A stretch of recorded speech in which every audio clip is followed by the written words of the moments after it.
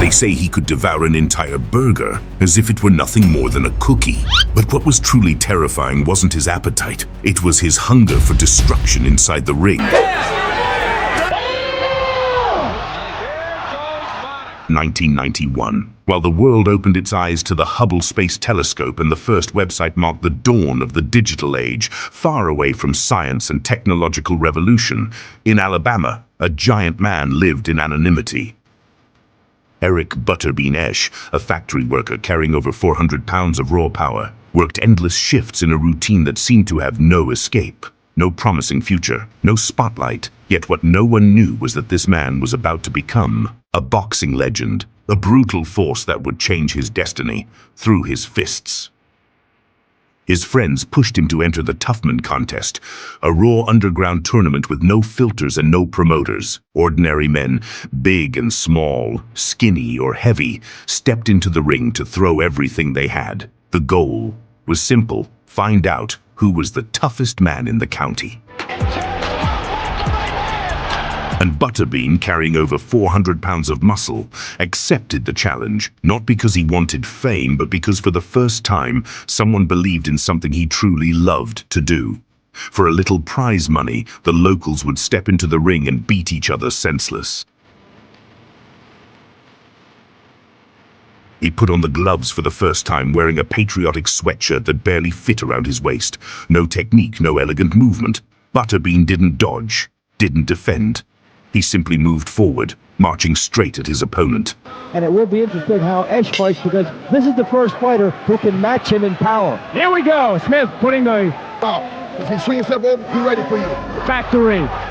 Smith is a security officer. You know what $5,000 means to these two guys. A left by Butterbean, another left in a combination. He got a couple in there. They're trading punches, back and forth. Butterbean got that 30-second note from Mr. T, and he's letting everything loose. But Smith is hanging in there as well. And he is forcing the fight. And this has been Butterbean's round. If you have the fight close, blue corner! What punch after that? Butterbean landing a right. Henry just hanging in there. Oh, he took a shot. They're hitting hard. Oh my goodness, cheer him on! Fight on, fight on, fight on! Oh, 2, 3, 4. A jackhammer here. What else could he do? Oh. Fight after fight, the wins kept coming. By 1994, he had captured 5 Toughman world titles and racked up 35 knockouts. That's when Eric decided to take the next step, to challenge the professionals. His confidence had grown, and he finally felt ready. It didn't take long for him to receive his first serious contract. The promoters knew one thing, with that size, Eric wouldn't be built for long wars, so his fights were limited to 4 rounds. But that was more than enough when you had a monster who only needed one punch to knock you out. Regional tournaments and got to the national finals twice before being bested there. And you'd have to fight 4 times and air down opponents. He knocked the guy through the ring ropes once onto a table, and the guy was 385 pounds. Butterbean was determined to prove he had what it took to stand among boxing's elite. He didn't have the body of a traditional athlete, but he pushed himself beyond limits to always give his best. That time, Doug Norris got his head in the stomach of Butterbean. So Butterbean's coming forward with some good shots. And you're seeing some tough man windmilling by Butterbean. He still has that. He's getting nailed, though, by Norris. That's not his best. Whoa! Butterbean before losing to him a 4th round TKO. And you see a reason why. He'll outbox him, but then he'll get popped. They clashed heads, and that's what hurt Doug Norris. I was joking, but that was the problem. Well, it's wild now, folks, and there goes Doug Norris. Well, he never should have... It was clear Butterbean loved straight-on exchanges and counterpunching. He rarely studied his opponents. He simply charged forward and went straight at them. I don't even like to think of myself as Eric Esch. He's his right hand there. And this man was made of steel. While others rested between fights, Butterbean stepped into the ring every weekend. It didn't matter the location, the opponent, or the money. He just wanted to fight and punish whoever stood in front of him. That's not a real knockdown. I'm telling you, something on the body, and he goes down like he was shot with a enough. Well, Johnson does score with a right hand on Butterbean. Looked like in the first round, Johnson had ideas of finding a soft spot, and he changed his mind. Oh, now that's, I mean, we got Ron Shelton here, the movie director. That would be a shot that you would want on your movie set. So Butterbean gets a win, but you know the crowd didn't even get to see what they wanted. Butterbean in a slugfest against a jackrabbit. Racking up 15 consecutive victories in a single year, 10 of them absolute war, Butterbean transformed into a terrifying force. That momentum carried him to the cradle of legends, Madison Square Garden. Butterbean going right after Mitch Rose. Mitch Rose can punch, I'm telling you. Wild right hand by Butterbean faced Mitchell Rose, a seasoned veteran with deep technical skill and experience. Although Butterbean had moments where he stood toe-to-toe with the legend, his opponent's elite-level technique ultimately made the difference. With a name like Butterbean, you can't expect no finesse, I say. Eric Esch, better known as Butterbean from Bay City, Michigan. Butterbean's fast enough to get in there after Rose throws a punch. It's just all power and clubbing punches. And you gotta hope that right there, this is all Rose's up. Big right hand, and Butterbean was staggered. Here comes Jones in for the kill. Butterbean against the rope. 8 seconds to go in the round. Big right hand by Rose. He's teeing off on Butterbean into that. Yes, in the red, white, and blue trunks getting tattooed by Mitch Rose from Brooklyn. Big right hand by Mitch Rose. And Green gets hit. Butterbean gets hit with a left. There's the uppercut you talked about, buddy. Butterbean's out of his seat. Might be time to stop this. The referee stopped the fight. He didn't win the fight, but he won something just as important, the recognition of the crowd as a fighter destined for greatness. Well, Eric A month and a half later, he returned with something different. He was still a tank, but now he moved around the ring, slipping punches and showing evolution. He had prepared, knowing the elite level of boxing was simply too good to face unprepared. Graham seems to be losing just a tiny bit and comes forward with a 3-punch jab. He can do a lot. And Butterbean counters over the top. Butterbean. Yes, I love the knockdown. And he winks at George while you're talking to him, and then the body punch. The name everyone was talking about was Sean Yegan. They said he was the only one who could stop the heavyweight beast, but Butterbean didn't even give him time to think. Here comes Butterbean in. Good right hand, left hand, down goes Jagan, hits his head hard. Fight is over. And Butterbean has returned to the ring wars with a first round KO.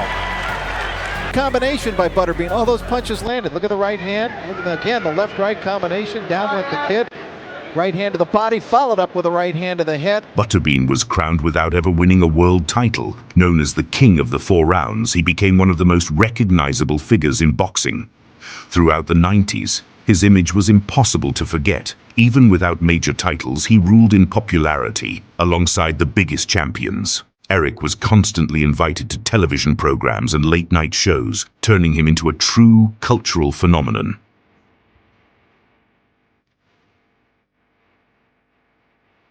Butterbean even made his way into video games, appearing on the cover of Toughman Contest, a tribute to his wild adventures inside the ring.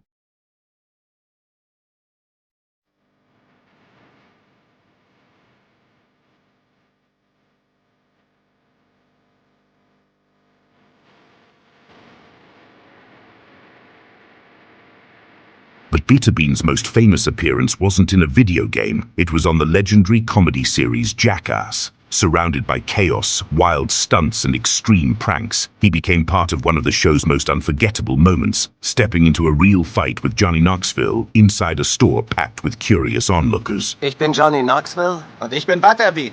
Heute werden wir ein bisschen boxen. Hey Jungs, ich will jetzt einen fairen Kampf sehen.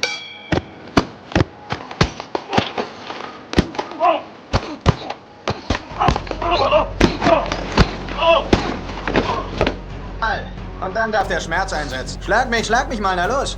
Na geht doch. Das war's. Eric was preparing for a more serious test. Standing in front of him was Billy Eaton, owner of a solid 8-1 record and a killer mustache that looked straight out of an action movie. All right, gentlemen, we went over the rules in the dressing room. Billy Eaton wasn't coming to show off. He came to crush Butterbean. Bill Eaton and he floors Butterbean with his first punch of the fight. Maybe he can handle Butterbean's punch. It's hard to knock guys down when you look down and see ankles like that. They got something to stand on. Well, Bill Eaton spars with his brother. Billy was strong and stood his ground against Eric, but the monster was back and he wasn't about to lose again.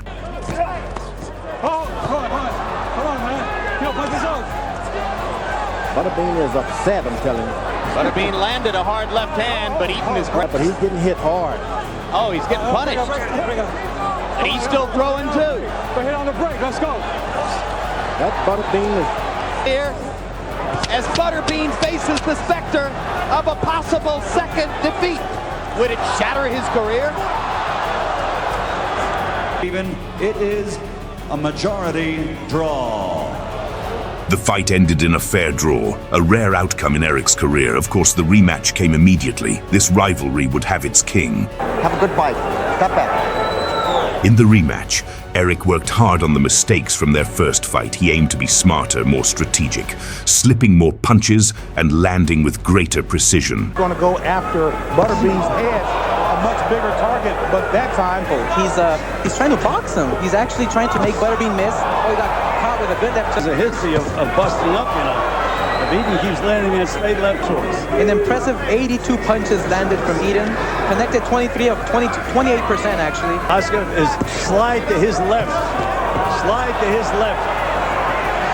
Take himself out of the punching range, but he's letting like a southpaw. well, Bean caught him with a left hook and dropped him. And that was indeed a knockdown. Near the end of the third round, Butterbean decided to end the fight. He stormed forward, unleashing everything he had and overwhelming his opponent with relentless punishment. Target practice. It's over now. It's all over.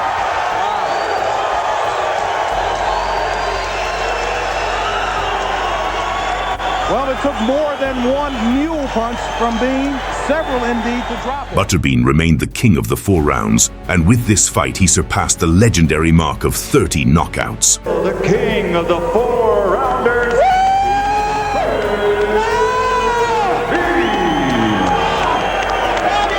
By the late 90s, Eric's fame had grown so much that the boxing ring was no longer enough. His charisma and imposing presence took him beyond the sport, earning him invitations to the spectacular world of WWE, where his mere presence sent crowds into a frenzy.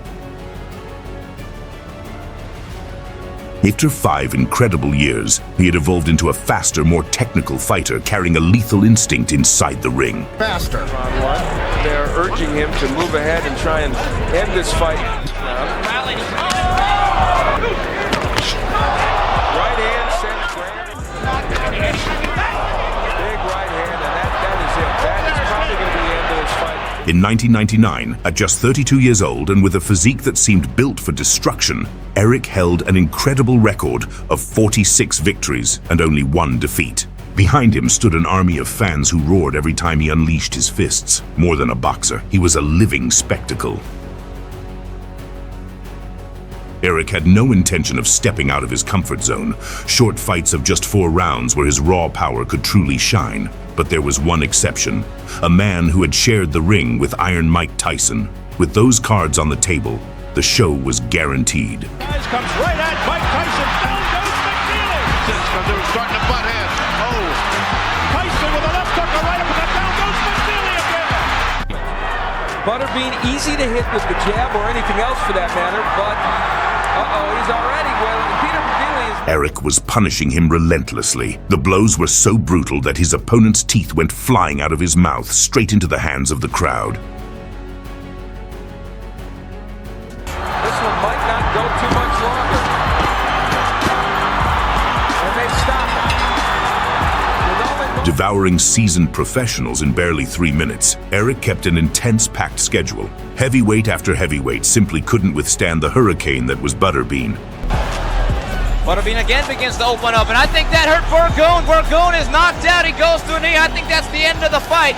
Back of the head. He's hitting Butterbean with everything. With 70 fights behind him, Butterbean's career was nearing its end. But before hanging up the gloves, he accepted a massive challenge, a 10-round battle against Larry Holmes, a living legend armed with one of the deadliest jabs in boxing history. To us, something he hasn't had in the other fights. Right hand by Holmes and landing and punching. Now see, when he gets on the inside, Butterbean can land a few things. He lands it over In there a long time if he's a banger. Busted it with his jab. I think Holmes' legs are defying him a little, and he Just missing there with Butterbean. which Holmes started out looking like, oh, there's the right. What did it do to Butterbean? He's still coming. Put them together. Concession to Butterbean, the big experience concession from Butterbean to Holmes. Well, now, you know what? Holmes had. He would land one shot and effectively turn the fight and end it.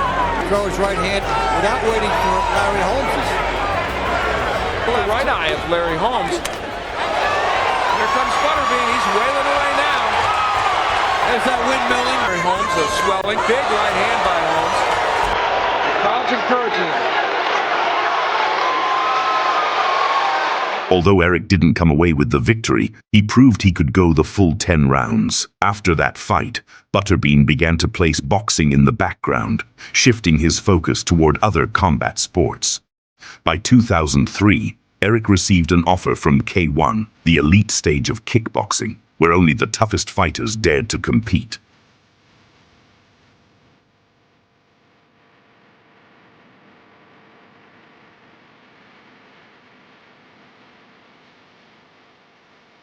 Venture into unknown territory.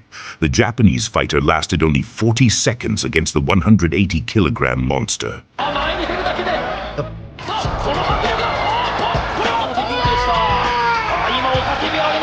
Ain't as if they wanted to truly test Eric's strength. In his next fight, they threw him against one of the most feared names of the moment, Mike Vergando, a fighter who had been spreading terror for more than a decade.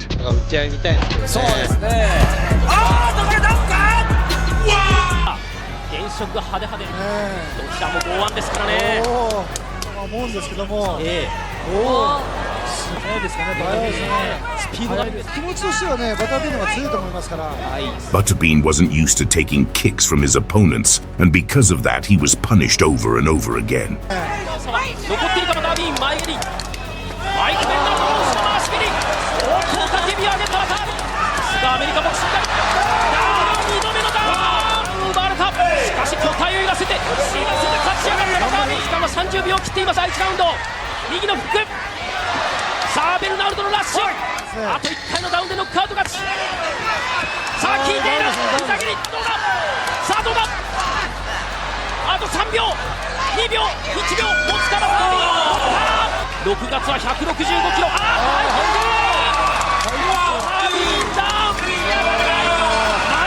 Without being discouraged by the defeat, Eric kept his enthusiasm and spirits high. He was happy to have entertained the Japanese crowd. Remember, this was more than just fights. It was a show for the audience, and Eric was fully aware of that. In the mid-2000s, MMA was growing at a rapid pace, and keeping up with the times, Eric reinvented himself at 37 years old as a mixed martial artist. After some tough adjustments, Eric put on the MMA gloves, stepped inside the cage, and faced the fighter known as Cabbage. By Butterbean. Oh, look at that overhand right. Everyone's just like, oh, there's a nice kick. Oh! Cabbage. His opponent had broken his elbow after crashing it against Eric's head, and as a result, Eric was declared the winner of the fight. He also faced a feared colossus, a man who looked terrifying just stepping into the octagon. But the almost impossible happened. Eric knocked him out like it was nothing, making it clear that when Eric connects, there's no turning back.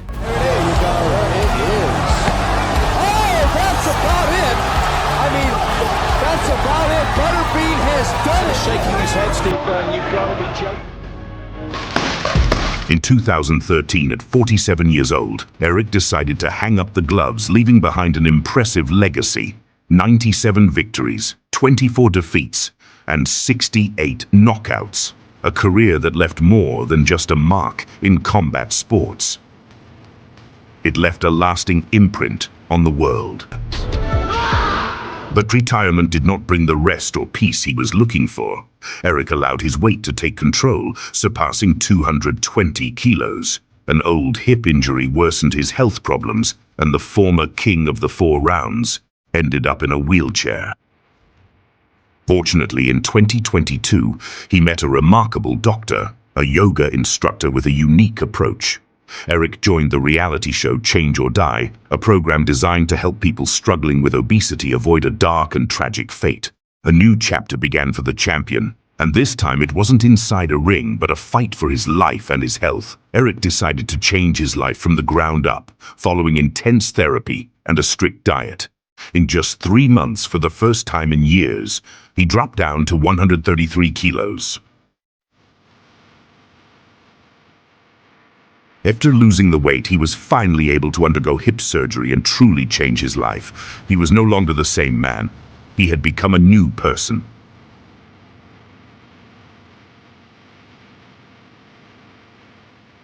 Today, Eric lives a quiet and peaceful life with his family in his home state of Alabama. At 58 years old, he spends most of his time with his grandchildren, enjoying every moment by their side, sharing stories from a life that turned him into a true fighting legend.